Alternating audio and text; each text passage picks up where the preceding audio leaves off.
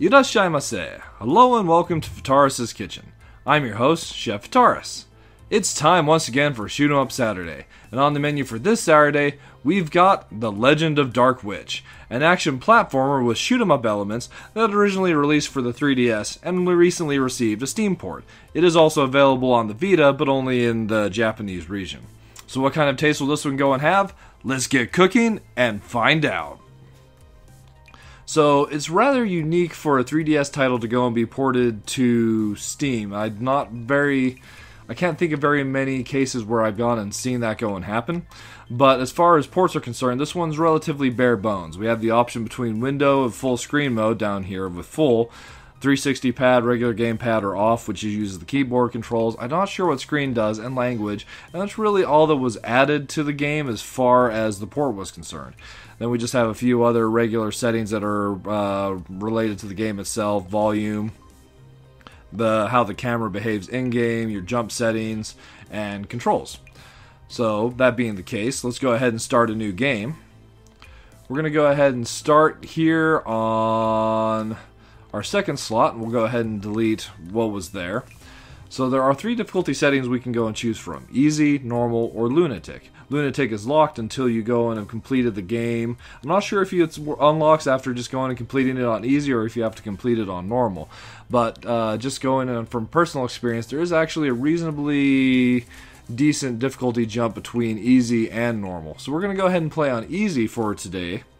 You have a choice of 2 characters, but the second character isn't unlocked until after you've beat the game for the first time. So we'll, of course, go with the main character here, Jizo Olympia. Then you've got your install mode: auto, semi-auto, or manual. So here, if you're familiar with Gradius titles, you might know what this is all about.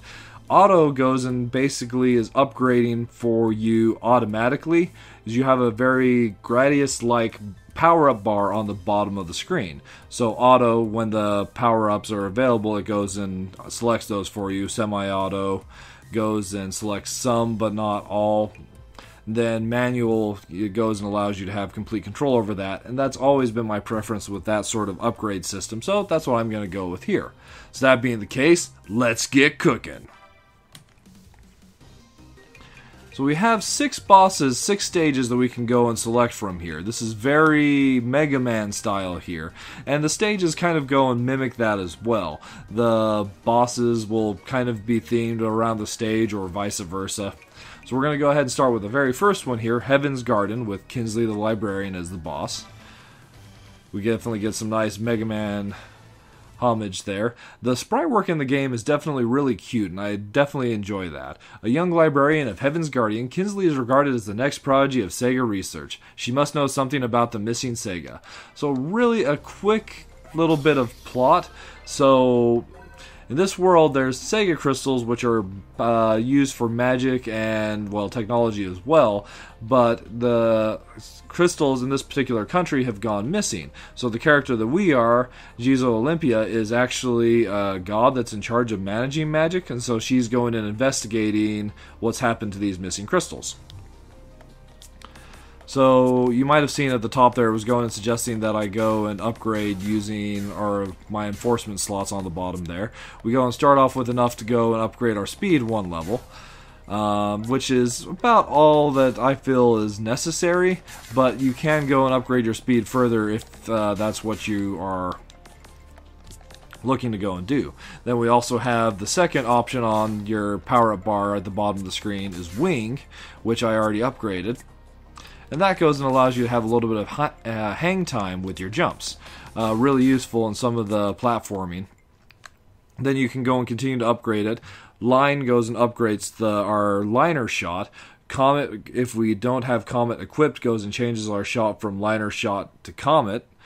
Vice versa if we're going selecting line after having Comet equipped, or if we go and select either line or Comet again, it'll go and power up those particular shots, and then power goes and actually makes those shots more powerful overall, and will go and transfer back and forth between the two once we go and select them. I'll show a little bit more of that here in just a sec.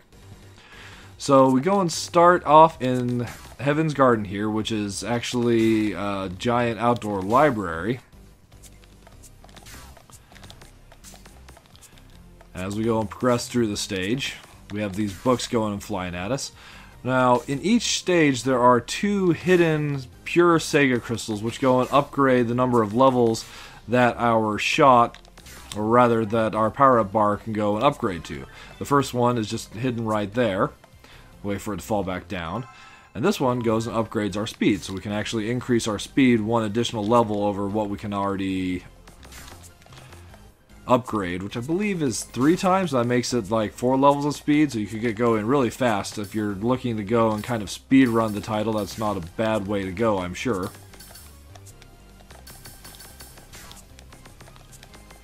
Each theme, or each stage, is uniquely themed with unique enemies and unique mechanics. So we're going to go and be coming up on...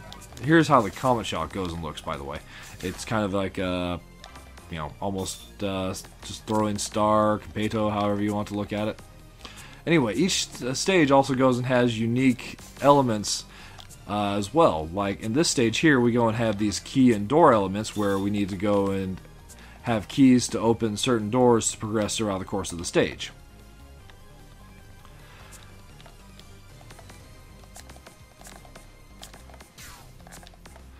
As we go and defeat enemies, one thing I've been forgetting to go and mention, as we go and defeat enemies, they go and have little butterflies called trays go and fly out of them that we go and absorb.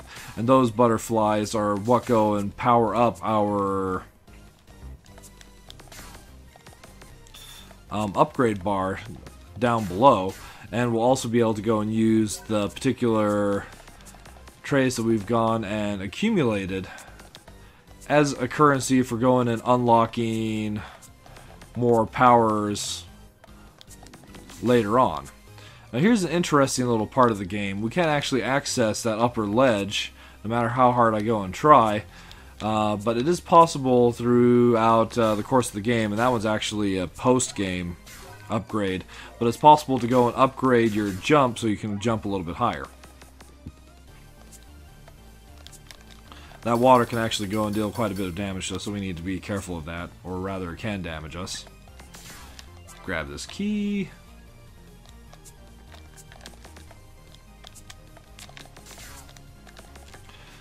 So we want to be careful that we're going and taking out as many enemies as we can, just so that we can get the best benefits post-stage as possible. So I mentioned those hidden crystals. In the Heaven's Garden, here's the second one. And this one will allow us to go and upgrade the liner shot 1 additional level. So each time we do upgrade the liner shot, that goes and gives us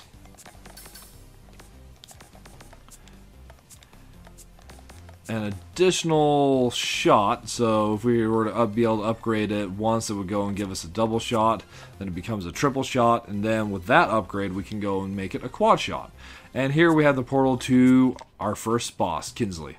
So there is some dialogue that goes and takes place story-related between the characters when you encounter them. We're going to jump past that. We get this nice versus screen, very Pokemon-esque. And we go with our boss fight. So Kinsley's got a couple different attacks here that she goes and starts out with. That page that goes and she shoots out in front of her, it stops, and then it either goes up or down, and then these missiles which surround us, and we have to go and dodge. It actually gets significantly more difficult to do that in higher difficulties, as there's significantly more missiles. But on easy, she's not too much of a challenge to go and take out. So we've gone and defeated her. We go and get a new skill, which is her weapon, the Dia missile. Surrounds enemies with missiles for a thorough attack. May take some time for ignition. Then it goes and tells us use your trace to power up your character. So we'll go and do that real quick. So we can go and upgrade the weapon that we just went and received, or we can go and upgrade some more other elements of our character. So your main shot, you can go and increase the strength of that. You can increase the number of lives you have left. You can increase the number of hearts or hits you can go and take, and you can go and increase the amount of trace that enemies go and drop, which is what we're going to go and do. It's definitely a fun upgrade, as it allows you to go and increase your power that much quicker in the stages. So if we were going by boss weakness, after going and obtaining the Dia missile, we would want to go and pick Blood stage here, the Twilight Prison. But I want to show off a couple other elements that the game goes and has, so we're going to go and take Portsmouth City, with Papeline as the boss. In a land far from human civilization, the Beastmen have built their own port city. Perhaps the missing Sega have been exchanged here. The mayor is known to be a difficult man, but his daughter, Papeline, may be cooperative. So this Twilight section that we go and start the stage in, we'll start each stage with the exception of the final stage in this kind of a stage. But if we happen to go and die before we go and hit midpoint checkpoint in a stage, we actually go and start this section again, but in the actual stage itself. So you can kind of go and look at this as us transitioning from one area to another, just like maybe moving through subspace or something along those lines. It's a fun little element, and as we go and approach the border to where we actually move into the stage itself, the music actually dies off. Just some fun little unique elements that the game goes and has to it. Once again, I have to go and say, I do love the sprite work in this. The characters are really beautifully and cutely animated, and I like the 16-bit feel of the backgrounds and the environment. So in this stage, the particular unique element are these orbs and these blocks. So it's very much kind of a Legend of Zelda like mechanic, where if you go and shoot the orb, it changes color, and depending on the color that's highlighted, the blocks will either go and be up or down. And so it adds kind of a puzzle element to the movement throughout the stages. And as this is the City of the Beastmen, all the enemies are Beastmen, like Beast Girls, as it were. So it's, you know, we're definitely not being the good guy here, going through and taking out all these innocent individuals, just trying to go and get some information about crystals.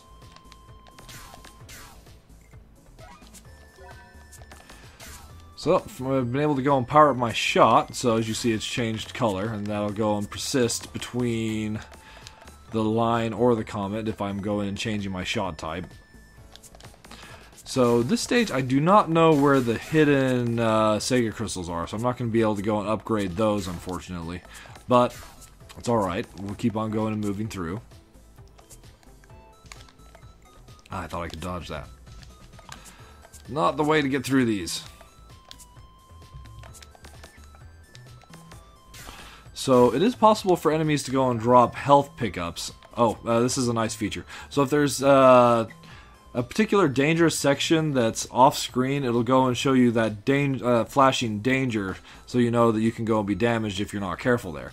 And I feel that's a nice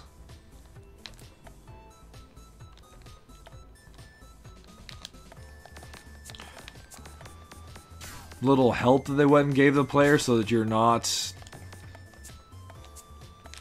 getting as frustrated with the title. So here, or rather the title just isn't going and being like unfair. So here's an interesting little section of puzzle, well, mechanics that allows us to get to this upper section of the stage. I wonder if there happens to be a hidden crystal up here. Doesn't look like it. Oh well. But I haven't actually been able to go and figure out the correct way to get through this part of the stage and get to an upper section that's above there. So we'll have to go and take this nice, dangerous bottom section with all these fun spikes.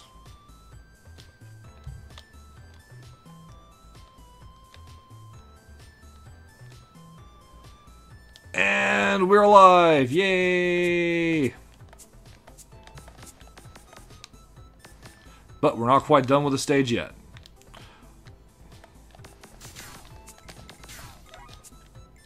It'd be really great if one of these guys would go and drop me some life, though.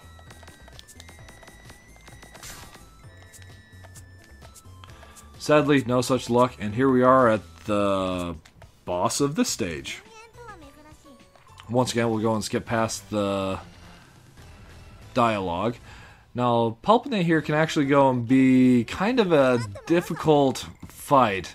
She goes and starts off by going and charging us initially, and then going and throwing those uppercuts at those set distances. I just need to be careful that I'm not actually there, but, well, did a bad job there. So first off, we have to go and dodge her initial charge.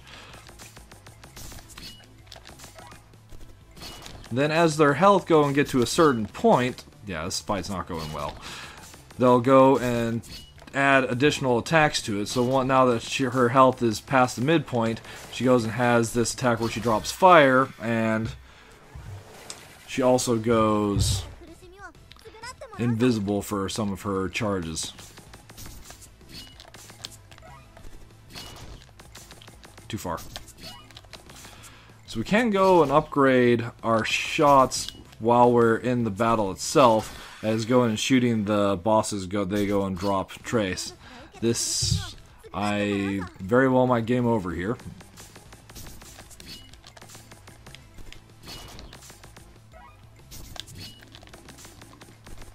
It's just a matter of going and knowing our distance. Oh, that was a bad idea. This fight is going better.